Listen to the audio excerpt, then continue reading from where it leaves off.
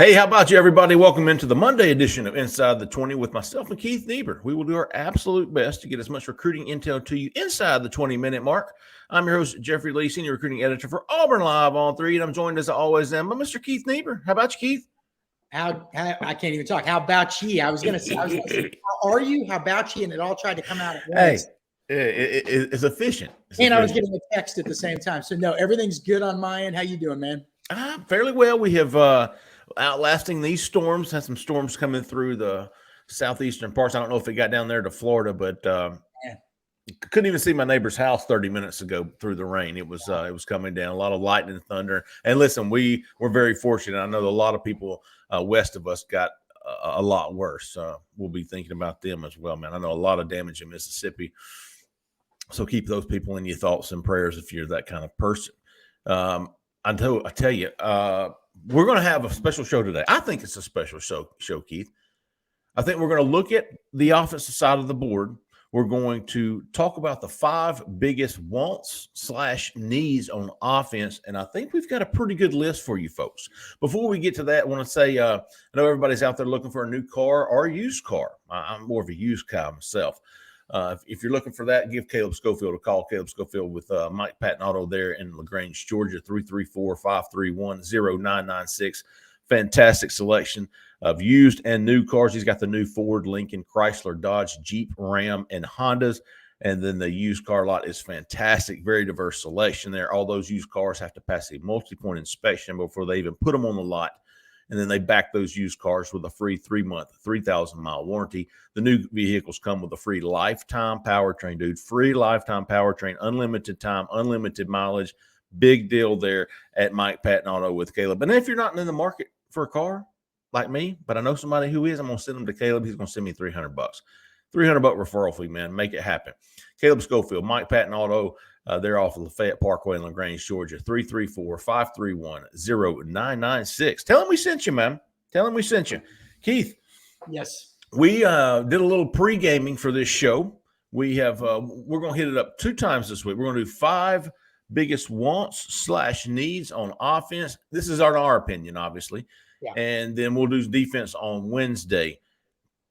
Auburn has 4 commitments, got a couple of defensive backs committed, 4 stars, got a running back, Jamarian Burnett, 4-star committed on this past Friday. Walker White, the 4-star quarterback from Arkansas, is committed. Auburn has a number 13 class in the country right now with those 4 stars committed. A lot of work left to be done. A lot of work on the offensive side of the ball, Keith. Auburn's in on some good dudes on the offensive side of the ball. So we have pooled our empty heads together to try to get half of a tank out of it. And we're going to start off today, Keith, with give me your first top want, need on the offensive side of the ball. Who's number 1? I tell you, let's count it down. Okay. Now I got to think in reverse. Hold on a second here. Yeah. Flip the script, baby. Flip the script.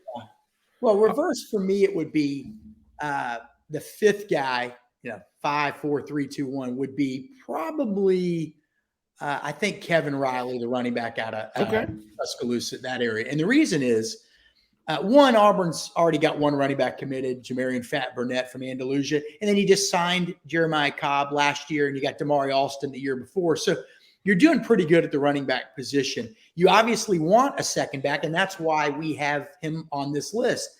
Now, as we get to the end, there's going to be a position that's not mentioned. I mean, we're not every position. I mean, obviously quarterback, but they already have Walker White committed, but there's another one. And the reason why we're not picking anyone from that position is because we feel like there's already some young talent on the roster and Auburn has more pressing needs elsewhere. But running back, still a need, maybe not as big a need as offensive line, let's say, but Kevin Riley, a good size running back out of Tuscaloosa area, high priority back for Auburn, probably one of the 2 or 3 remaining running back targets we think for Auburn, along with Daniel Hill out of Meridian, Mississippi. And of those 2, some people would say Riley's the more talented. Others would say Hill is the more talented. So why would we pick, and I'm going to let you obviously talk here in a second, but why would we go with Riley? Well, both of us in our thorough research and discussions before this, we think Auburn's got a better chance, all right? Sure. Because we know that Ole Miss is hot and heavy on Daniel Hill, and we know that Alabama, being not that far from Meridian, Mississippi, and having had success at that school in the past, we know that they're hot and heavy on him as well. So we think the competition for him is maybe just a hair more lenient. Yeah, hard. Yeah. I mean, yeah, exactly. Now with Riley, right now he says in his most recent interviews, Auburn's probably recruiting him the hardest. Now, Bama hasn't really ratcheted it up yet. Maybe it will, maybe it won't. We'll see what else they're going to, who else they're going to land. Where are they recruiting nationally? Their board's a little different than Auburn's because Auburn recruits a little bit more regionally than they do. So we don't know exactly where he sits on the board, but we do know he is extremely high on the Auburn board. If not 1, then 1A. He's right there. So high priority. Yeah. He's high on Auburn's list. They're high on his list. I'll let you. And he's coming. And I tell you what, one of the things I noticed that stuck out to me Friday after Jamarian Burnett's commitment to Auburn was he was actively recruiting Kevin Riley to Auburn to join him in this class. So we know that he's a Kevin Riley being a high priority. I think Daniel Hill is a very long, although he's going to be here. He told you, Keith, he'll be at Auburn for the A-Day game, I believe, or sometime in April. So April 8th, A-Day. Maybe getting back for an official visit. But I feel like at this time, you know what? Ask us 2 months from now, Keith, who are top 5 guys that are on offense. It might be a completely different list. Yeah, because after the spring game, well, not directly after, but starting April 15th, Auburn staff can get out on the road from April 15th through the end of May to do in-person evaluations. Now, some schools don't start practicing until May, but the boards are going to reshuffle after they're going to be shuffled after that because you're going to look. I mean, the guy may look like $1 million when he comes to your school, and then you go see him in practice, and he's loafing or he's late to practice. Or, I mean, gosh, Jeffrey, how many times have you and I been to practices the last 20 years where guys late, a star player? I'll tell you one. Trenton Brown was one, the big JUCO offensive lineman now, and then he ended up being a $50 million guy in the NFL. But you just don't know what you're going to see, what your eyes are going to see. So the board could change dramatically. But right now, Kevin Riley would be my number 5 guy, and I think yours too. Yeah, I've got him there. I like Kevin Riley. I think Auburn has a better chance with him than Daniel Hill. He'll be at Auburn. We talked about Daniel Hill coming to Auburn. Kevin Riley will be here as well, and I think he's going to come for an extended stay at some point during the spring before he comes back, presumably for an official visit. I really feel like Auburn's in his top 2 to 3, and that might be being conservative there.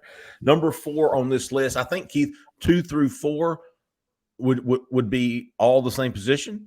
Yeah, I mean, we know, we've been doing this a long time, and we know that Hugh Freeze, as much as he loves his quarterbacks and his receivers and his DBs, he's still at heart an old school kind of coach, and those guys believe in building a team from the inside out. All right, so where does Auburn need to really build the team?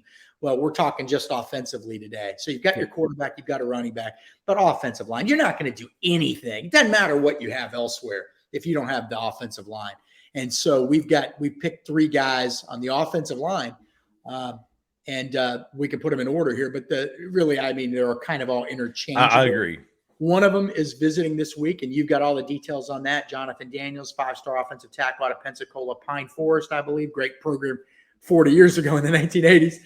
The other is Daniel Calhoun, Daniel Calhoun from Marietta, Georgia. I believe he's at what school is he at? Walton. I believe he's at Walton. Yes, Marietta Walton. Is it? Marietta Walton, and he's top 100 national recruit, offensive tackle, 6'6.5". So we've got him on the list. And then, my third guy is Casey Poe, an offensive lineman out of Texas who's an inside guy. Yep.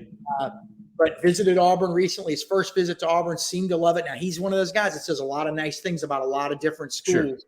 Sure. Oklahoma is the current recruiting prediction machine favorite for On3. But, hey, it looks like Auburn's got a real shot to get an official visit. And at that point, you got a realistic chance.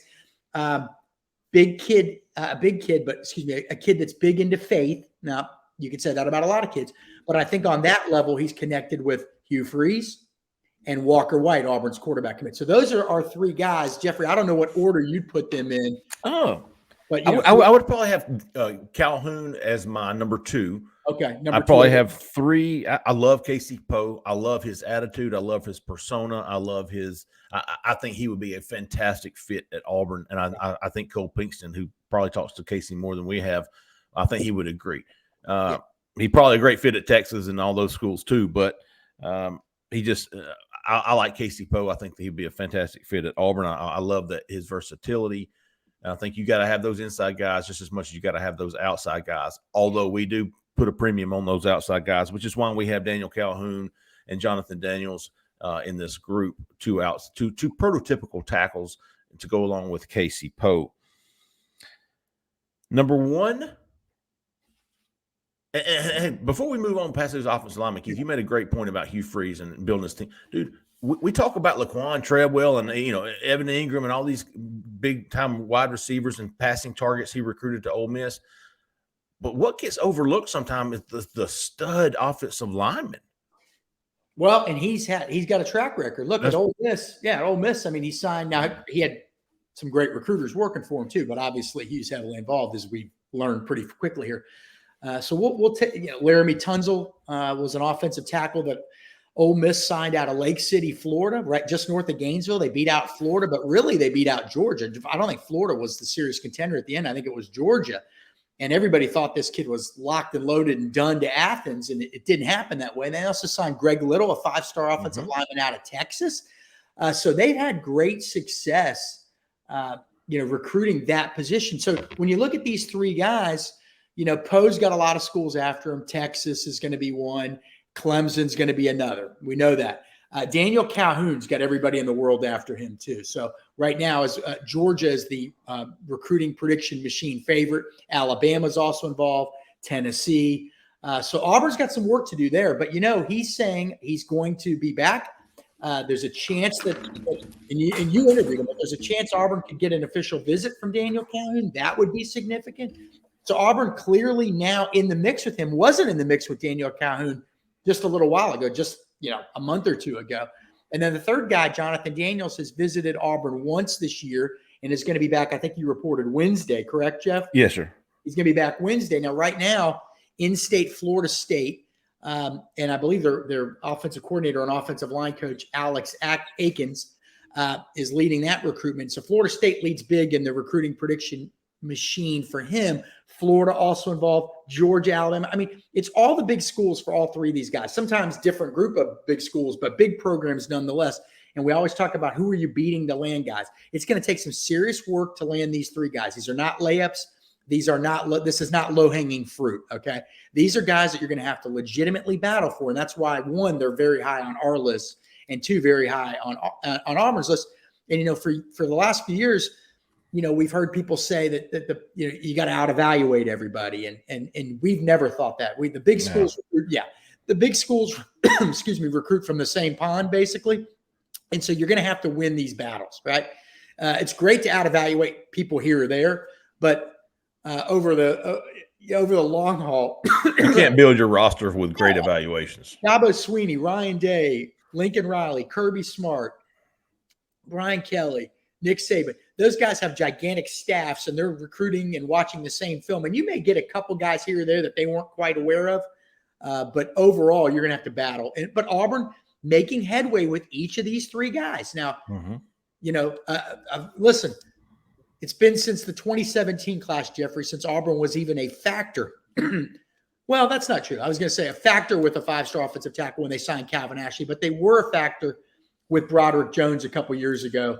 But did we ever think he was really going to flip from Georgia, a kid in Atlanta? I mean, you know what I mean? So they were probably a factor, but at the end of the day, as you'll recall, he didn't even official to Auburn like he said he was going to, and instead took an official visit to Illinois. Yeah.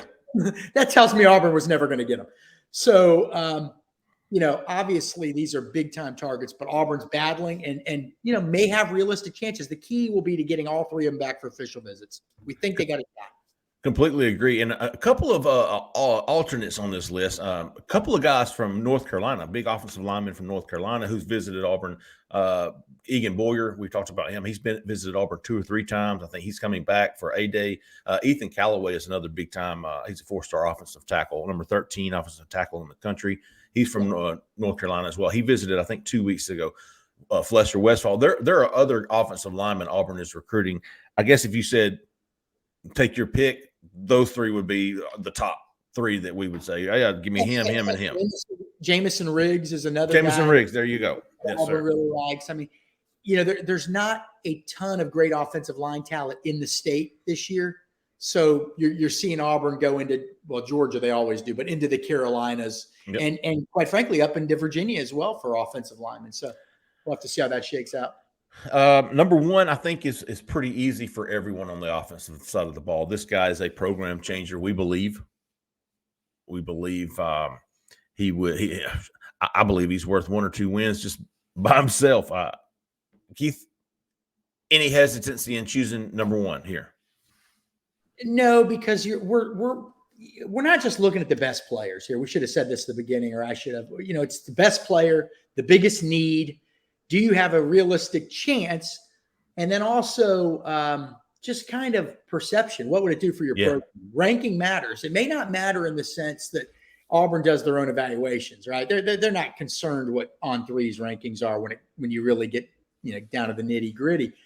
But in terms of national perception and the movement, the direction of your program, these are significant. So number one, Jeffrey, Cam Coleman. Absolutely. I mean, it's a no-brainer. We at I almost said my old company. Us at On3 have him as a 5-star recruit, number 20 player in the country. One of I think we have him the number 4 receiver in the country and the number 2 prospect in Alabama. And the receiver class is strong this year. There's a kid out of Florida, Jeremiah Smith, who committed to Ohio State, consensus number 1 receiver. It's a very good group. Cam Coleman conceivably could be a number 1 receiver candidate into some other classes. This one, it might be hard because of Jeremiah Smith, but fantastic player, Jeffrey, 6'3.5", 185. He produces.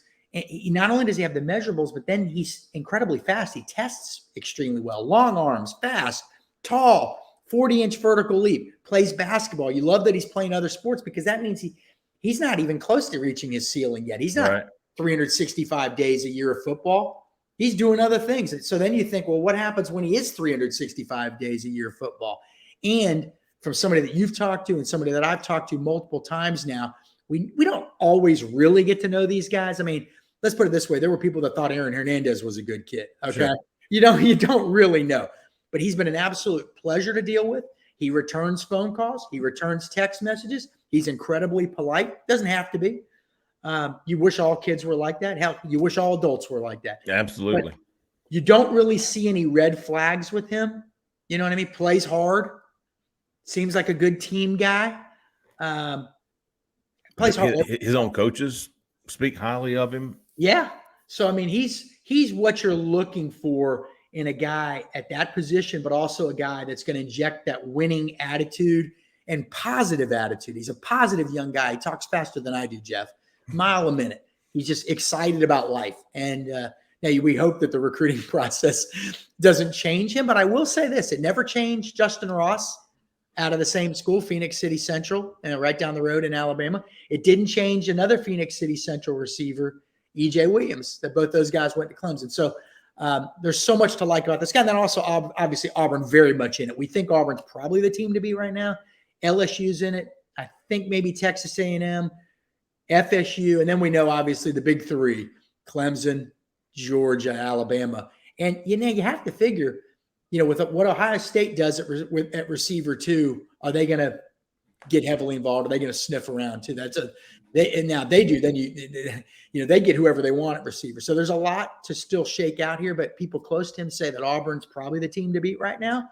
And Jeffrey, you've got some knowledge of this. He just insight here. He just visited Auburn last week for the first time this year. Yeah. Has a fantastic relationship with Marcus Davis. Marcus Davis comes in, and I think it was in January when he was hired, late January. He was one of the last assistants hired by Hugh Freeze, but the first guy he calls is Cam Coleman. And this was back when Cam Coleman was, a 250 overall recruit. He wasn't the 5-star, the future 5-star guy, according to the rankings. But Marcus Davis obviously saw something in this kid that he wanted and made him a priority from day one. Was in last week for an unofficial visit, came to practice, met with the coaches, had a fantastic time, received a lot of one-on-one time. No. He didn't go to practice. It was a Thursday visit. He was here all by himself. Maybe even better, quite frankly. Absolutely. Yeah. Give me the option of bringing the future 5-star in with a bunch of kids, or bringing him in on a day where we're not practicing. He can sit in on meetings. He can talk to the coaches. He can see what the day in the life of a player is. I thought it was fantastic, man, and he did too. Glowing reviews, and he doesn't shy away from saying, I mean, Auburn's high up there for me. Yeah, and we kind of I don't want to say trash, but we kind of we've mentioned some of the shortcomings of the previous regime. This was one of those things they got right. I believe Auburn was his very first offer. They, the Harsin. Yeah. I don't think it's a problem at all to have a kid come in and not see practice. He knows what practice looks like. That's more for, and he knows Marcus Davis, and that's more for a guy that doesn't really, I mean, it doesn't hurt, don't get me wrong, but as opposed to just having him there all day, because during that practice window, sure, they can pull him out in the huddle and Hugh Freeze can put his arm around him and say, look, we're doing this and that. And Marcus Davis can do the same thing and he can watch the coaching. It's still a 2-hour period where he's not the center of attention. They've got to focus on the team. You know what I mean? So you go there on a day when they're not practicing, and it was Cam Coleman day at Auburn. Yeah. Yep. And that, that makes it feel special. But Auburn's very much in the hunt with him. He's high on their list. They're high on his list. He's got all the measurables. Like I said, he's got the right attitude, great personality. Really could be a program. You've said it yourself. He's worth maybe a few wins. He's a potential program changer, and just everything you want in a recruit, quite frankly. That's it. Hey, we might have to throw the flag on us today, but it was well worth it, man. Our 5, we're going with Kevin Riley, Jonathan Daniels, Daniel Calhoun, Casey Poe, and not in any specific order when it comes to those offensive linemen. And then, of course, Cam Coleman, number 1. We didn't mention tight ends. And Jeffrey, I know we got to go, but that was the position I said earlier that, look, there's a lot of good tight ends on the board. It's a big position in need, but you've got some young tight ends on the team, quite frankly. Yep. And that's why it's maybe not quite as high a priority as these other ones to us. Now, to the staff and to the tight ends coach. Sure. Oh, yeah, it's number 1. Yeah, Ben Agamaga's going, what are these guys doing? Who are these jackasses? Well, all right, we'll end it there. We'll be back Wednesday with some with our defensive list. One more time for Caleb Schofield, looking for a new or used vehicle. Give Caleb a call, man. Great Auburn man. He'll take care of you. He's taking care of Keith. 334-531-0996. Hey, we appreciate everybody listening. We appreciate everybody watching. For Keith, for Zach in the back, I'm Jeffrey Lee, man. Y'all stay out of that left lane. See ya.